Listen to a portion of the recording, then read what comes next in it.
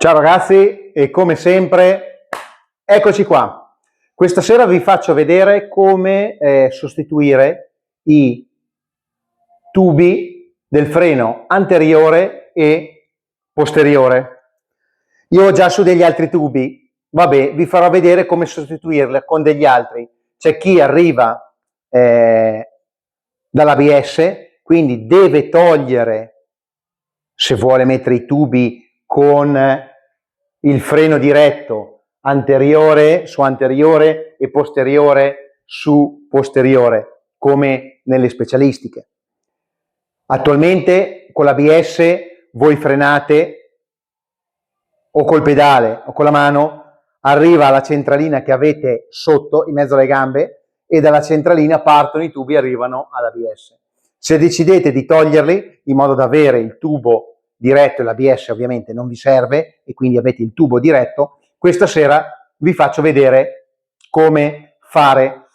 Adesso parlo, dopo dovrò utilizzare lo spurgo e quindi mi si accenderà il compressore, quindi velocizzerò il video, ma intanto vi faccio vedere i cavi.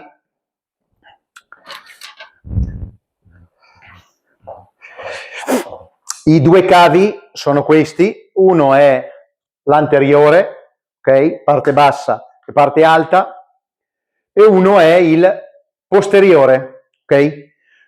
Vi darò un vademecum, un elenco passo passo, non tanto come cambiare, perché chi lo deve fare e chi lo fa deve sapere quello che fa. Vi farò vedere, però deve avere un po' di manualità. Ma vi darò tutte le indicazioni per poter acquistare questi cavi, ovviamente non da me, ma è un sito tedesco che fa cavi apposta. Vi darò tutti i codici e le lunghezze, di modo che voi andate online, mettete dentro i vostri codici, le lunghezze, codici, lunghezze, e vi arrivano a casa il freno anteriore e il freno posteriore.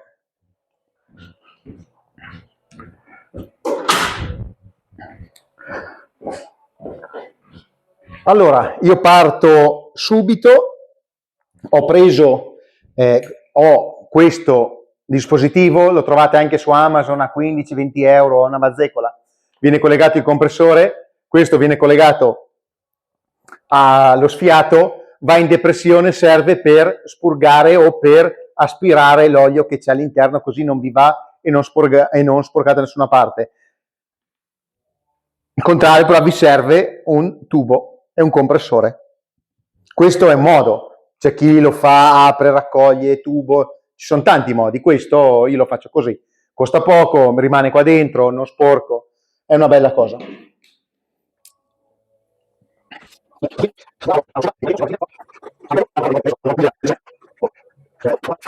Adesso farò lo spurgo, farò un po' di rumore e non mi sentirete.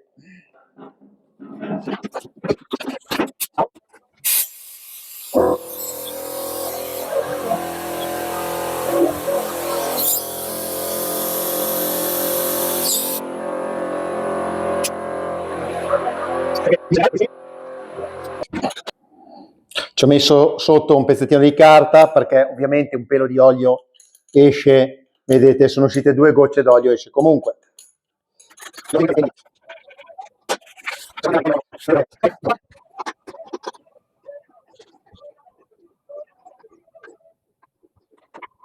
Per poter far funzionare gli stop ci sono degli interruttori a pressione che ho collegato direttamente ai suoi interruttori originali. Essendo che ce li ho già su e non posso farli girare liberamente, faccio un po' più fatica, che se no li farei girare liberamente.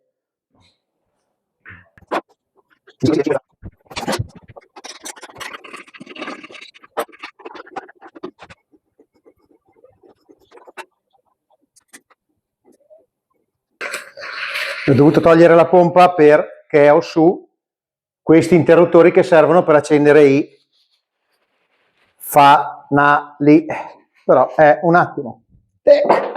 Quindi, nonostante la carta difficoltà, tra virgolette, abbiamo già risolto.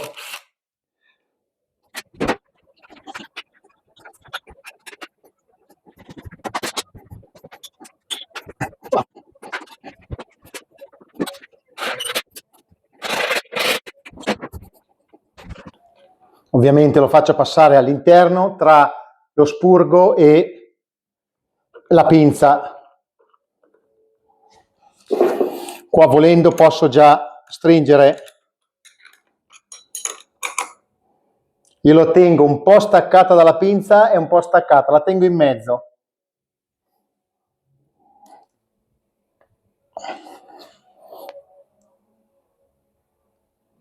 Perfetto.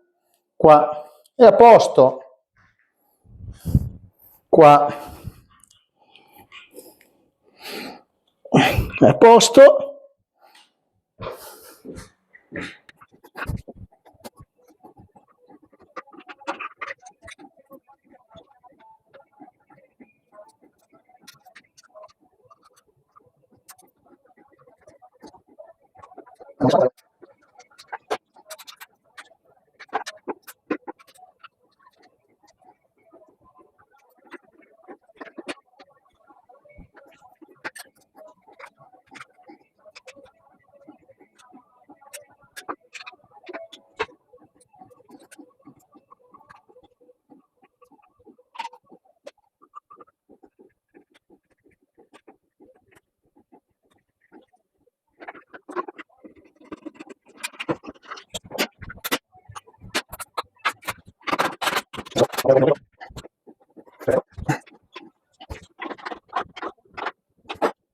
Ragazzi, io questa operazione la sto facendo in scioltezza, in tranquillità, potrei farla in tanti modi, la sto facendo nel modo più simile a quanto possa farlo una persona che vuole farlo in autonomia. Chiave del 3, chiave del 12, piccoli utensili.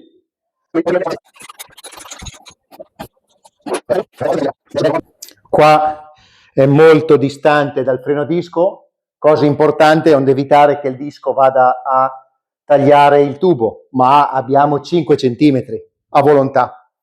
Qua ci siamo, qua ci siamo, qua abbiamo stretto, dopo lo facciamo passare di là, qua la moto dovrà farlo scendere appena appena, ma tanto c'ha tutto il suo agio. Prendo l'olio, dove ho messo l'olio? Qua. Prendo l'olio, io ho preso un olio DOT 4 della Brembo, 10, 12, 15 euro il litro, cambiate 6-7 tubi.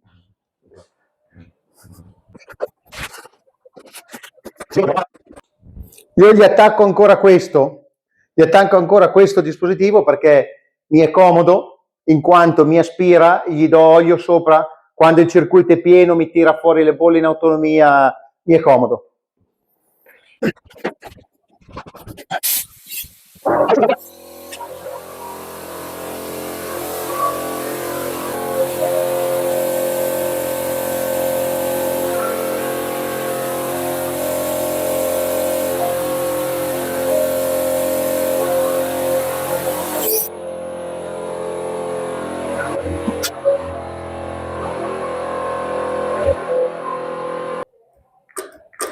Perfetto.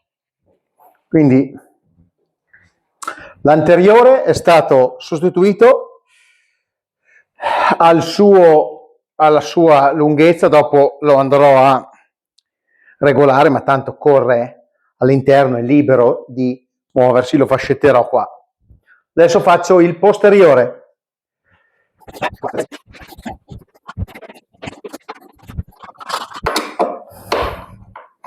Io vi porto da questa parte che così vedete meglio.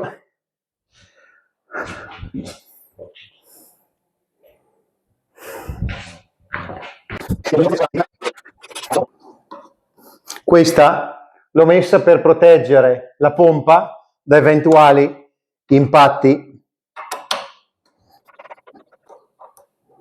Non ho guardato se funziona la pompa, anzi il freno. Perfetto.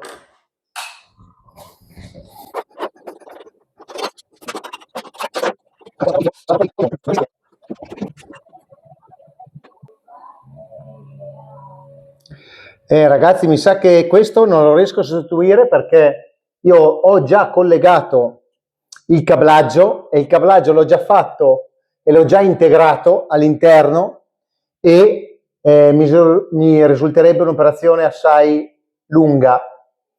Ma fondamentalmente vi faccio vedere,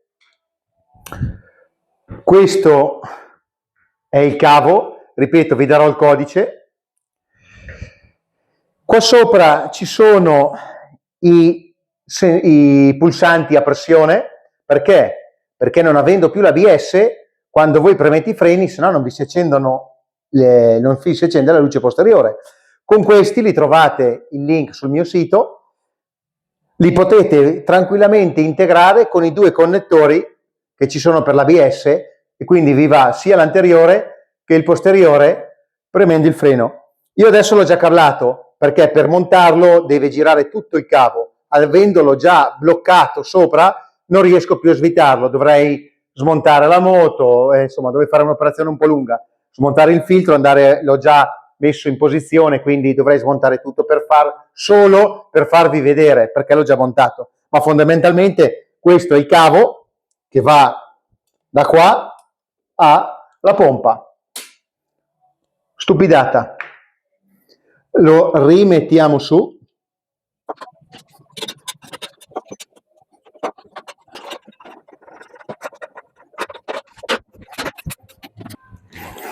Io per sicurezza in questo punto ci metto un po' di frenafiletti, medio.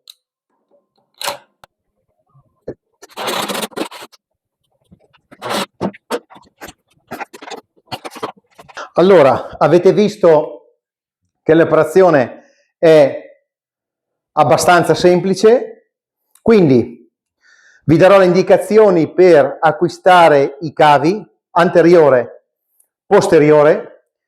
Dovrete acquistare i due interruttori a pressione perché così lo integrate direttamente con il circuito, il suo. Qua in centro adesso non riesco a farvi vedere perché l'ho già chiusa, ma arrivano i due cavi dei sensori freni.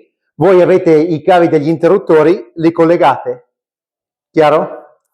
E li portate ovviamente agli interruttori anteriore e posteriore. In questo modo avete i freni dietro e davanti. Questo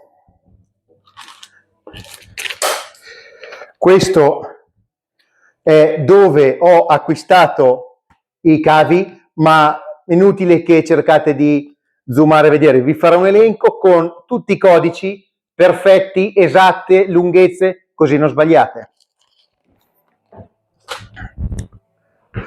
Ragazzi, per questa sera vi saluto, vi do la buonanotte, ciao!